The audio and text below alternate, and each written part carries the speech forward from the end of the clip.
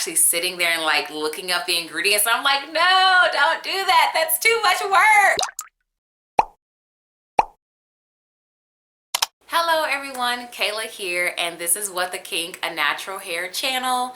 And I really wanted to make this video sharing how to find vegan hair products, because if you guys are new to my channel, I am a vegan. I have been a vegan for, man, it's over 5 years. I do know that for a fact, but I can't do the exact numbers on it right now without wasting way too much time.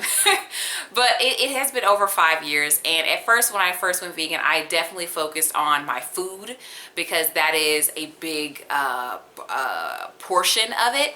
But then I eventually switched over to my, my clothes and like any purchases that I made, and that would include hair products. So when I first started switching over my hair products, I really wasn't like quite sure how to go about it. I knew what it meant for a product to be vegan, but I felt like, oh my God, I'm not gonna have anything to use, and how on earth do you find vegan hair products? And I was kind of reminded of that place that I used to be in, because I receive a couple of comments on some of my videos in which people are kind of like, not really, it seems to me that they don't really know how to find vegan hair products. So I was like, well, seems simple to me, but I will go ahead and make a video on it. So the first thing that we have to talk about is, what does it mean for products to be vegan? And I go more in detail on a Detangling Talk video, which I will link, but to keep it brief here, a vegan hair product would be a product that is from a brand that doesn't test on animals, either the individual product or the product ingredients. And then on top of that, the individual product does not contain any animal-derived ingredients. So I think the best way to tackle something is to start from the top down. And so the first thing that I like to do when I'm looking for vegan products is I need to find out if the brand is cruelty-free or not. There are different ways that I've gone about this. One easy way is that you can go to sites like Cruelty Free Kitty. It is a blog. There are a couple of others, but I just know that Cruelty Free Kitty is like big and Cruelty Free Kitty is like comprehensive. There's a lot of brands on there, and they keep the website pretty updated. So just go there and then you can find the other ones. But Cruelty Free Kitty will tell you if that brand is cruelty free. It will also tell you if the brand's parent company is cruelty free. Sometimes they don't have the smaller brands on there, so I am going to get onto them. But like, say you're trying to look into, maybe you want to try a Matrix Biolage shampoo or something like that. Well, Matrix is a major brand, so they're 100% on Cruelty Free Kitty. In fact, I think I've even looked at them on there. And so it will tell you, okay, Matrix is owned by L'Oreal. L'Oreal does sell in China. I'm not going to get too much into the sell in China thing, but just know that sometimes if a brand sells in China, China has these laws that cause to where the product, if it's made in America and sold to the Chinese, they want it tested. And they are making some changes to their policies to where things don't have to be mandatory tested, but if someone complains about the product, then they pull it and they test it, and it's animal testing. So still keeping my eye on the policy changes in China and things being sold in China that are made in America. But Cruelty Free Kitty will tell you, they're like, yo, they don't test here, but they sell in China, sis, so that may be a consideration if you don't want something that could ever be tested on animals. Here's a heads up.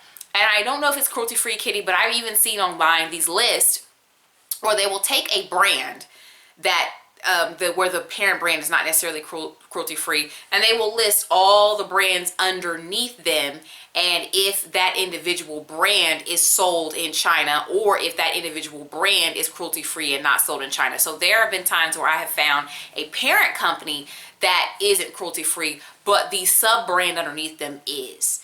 And a great place, like I said, to find that is on these blogs and these websites. Now, another way you could do if you can't find that brand on Cruelty Free Kitty is that you can go to Google, Miss Google, gotta love her, and you can type in, if it's a smaller brand, let me pick a smaller brand, Mielle Cruelty Free.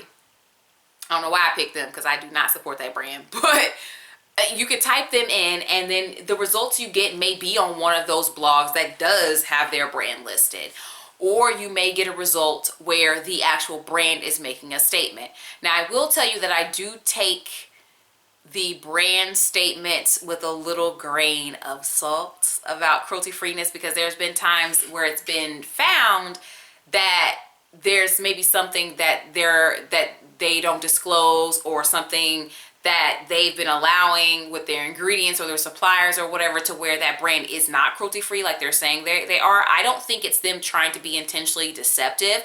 I just think that people are using vegan, and vegan means something to us vegans, but the people who are just throwing out vegan, it's more of a surface, small thing to them. And us vegans, we're like, but no, you can't do that. And we're upset about it. You know what I mean? So you can just Google that. Also, you can go to their website. Some places that I found their animal testing statement has been by going to, like, if they have an FAQ page, frequently asked questions. Sometimes they'll have an About Us page, and sometimes their About Us page will state whether they test on animals or not. Just throwing out ideas of ways that you can find out if the company is cruelty free. The next step is the ingredients. That you can just look at for yourself. I tend to look for some common animal derived ingredients. So a couple of products that, ingredients that are common in products that are animal derived: honey, silk, keratin, lanolin, and I think I got them. There may be other ingredients that I'm not familiar with that are animal derived, but in hair products, those that I just mentioned are very common. And if that is in a product, I just put it down. I'm like, nah, I'm not using that. You know what I mean? So there is a resource, because someone commented recently about like actually sitting there and like looking up the ingredients. And I'm like, no, don't do that. That's too much work. Don't do that. There is a website called Double Check Vegan. I'm gonna be linking all this stuff in the description box that I'm talking about, y'all. But you can go to doublecheckvegan.com. It's saved on my toolbar or whatever, so I don't like type it in, so I'm sorry if I'm saying it wrong. But I go there and I will copy the ingredients list, paste it onto Double Check Vegan, and then hit like a little button, and it tells you if the ingredient is probably vegan, likely vegan, not vegan, so on and so forth. I will tell you that sometimes you do have to check behind it, but it'll be a quick thing, because sometimes I've had it detect butter and it'd be like it's a part of shea butter, and it'll be like, butter is not vegan, and I'm like, but it's shea butter. So sometimes you catch little things like that, and from time to time I've seen it miss an ingredient that I know definitely is not vegan. So you do still have to check a little bit, but it's probably a lot faster than Googling the individual ingredients, okay?